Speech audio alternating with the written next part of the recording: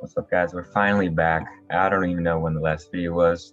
I got really lazy, but we did finish off the Bankroll challenge and we made it to 1,000 pretty easily. I really did not think it would be that easy. Starting with 100, really once we got the hot start, I knew it was gonna happen. But with no rebuys in this challenge, I'm pretty happy about that, and I didn't realize how easy this could be if I just study a little bit. So I'm going to go through all my bets. I'll just scroll through and you can look at them to make sure I didn't deposit if anyone's really tracking this hard. I don't remember the last time that I recorded my screen, so I'm just going to scroll down. Oh yeah, I remember March Madness I made, so I'm just going to slowly scroll up and I can talk about the challenge a little bit, and then I'm going to go through a chart I made of the challenge. So yeah, the moral of this story basically is keep profit boosts when you're at low bankroll and trying to work it up. That helps a ton. Another thing is to go big on the picks that you're confident in. So if you have a little extra time to study and you want to get a sweat in, bet big on the ones that you're really confident in. If you study and do some research, especially in the NBA, I found a lot of success in studying NBA. I trailed the Knicks a lot because they just got hot. I watched them. I thought they were really good. And there are some really easy picks on the Knicks that I made, and I rode that out a couple of times. So riding out a hot team, studying and betting big on your picks that are locks, and then if you got a boost and it's not a lock, you can just still bet the full boost, but you don't have to go really big. And then for this challenge in particular, the hot start really helped. I started with $50, and if I would have lost that first game, first two games, I would have had to rebuy the challenge. But so getting lucky at the beginning is always good.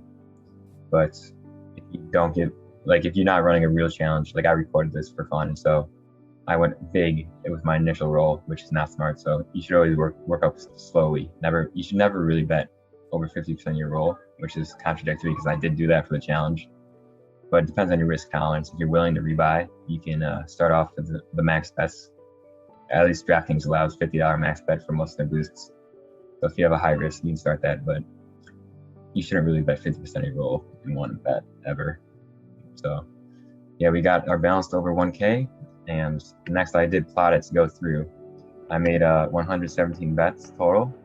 I got bored and did one DFS punt on a baseball game one day because I got lazy at recording and I just wanted to play DFS once without tracking this perfectly. So that's the small difference you see in the betting.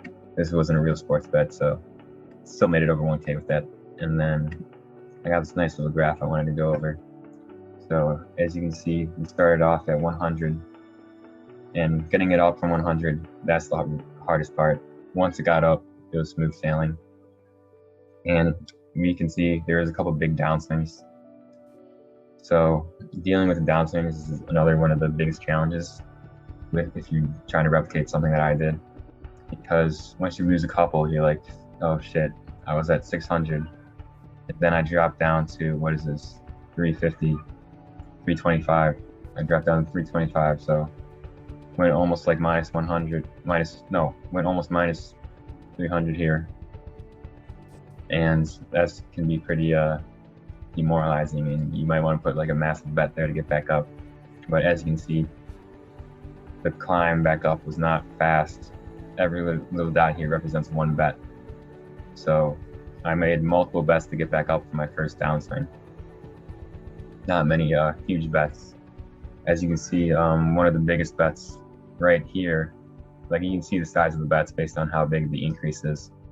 This was actually a parlay right here. There's a 33% profit boost parlay. I kind of like those, and another strategy is when I usually don't like parlays overall, but when I use the profit boost, it is profitable. Another strategy for the parlays actually is what I was doing is picking 2 early games in the NBA, and those games are I were usually confident in, and then purposely picking the third leg.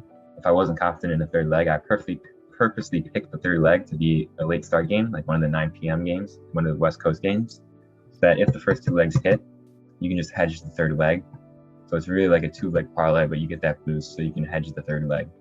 So that's another strategy if you're trying to run this challenge, or if you're just trying to, for fun, sweat with the 33% profit boost that they were giving. I think they're also giving those for the playoffs, like 3 of them. So yeah, I'm gonna run that same strategy, obviously, for the playoffs.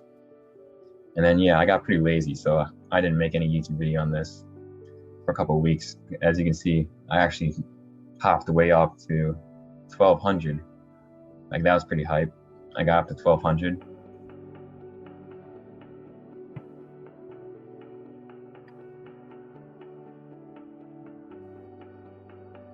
Sorry about that. I somehow got disconnected from my screen record, but I was saying I got to the 1200 and then I took a big downswing. Like, I was just reading up, just punting.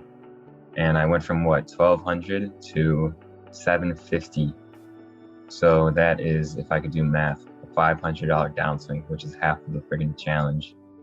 So that was pretty bad. And I said earlier, don't bet big to get your money back.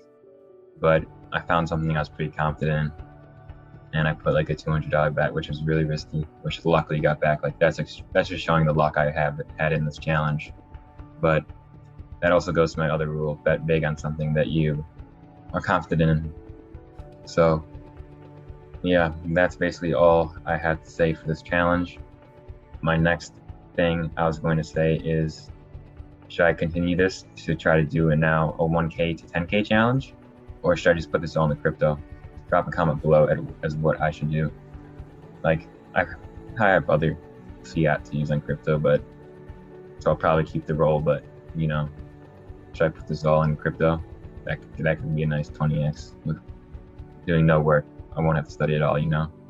But yeah, I might just run this to 10K. I'll do an occasional video on it, not a real challenge, but that'll be pretty hard to make it to 10K. I'll have to use multiple books and I'll update the strategy. So that's all I had. Hopefully you guys like this challenge and learned something new from it for the 10 people that watch these. Yeah, I actually got like I think 1K in my crypto video. So if you haven't checked out the crypto videos, go watch those too. So drop a comment as to if you want to see the 10K challenge next. So thanks for watching. See you.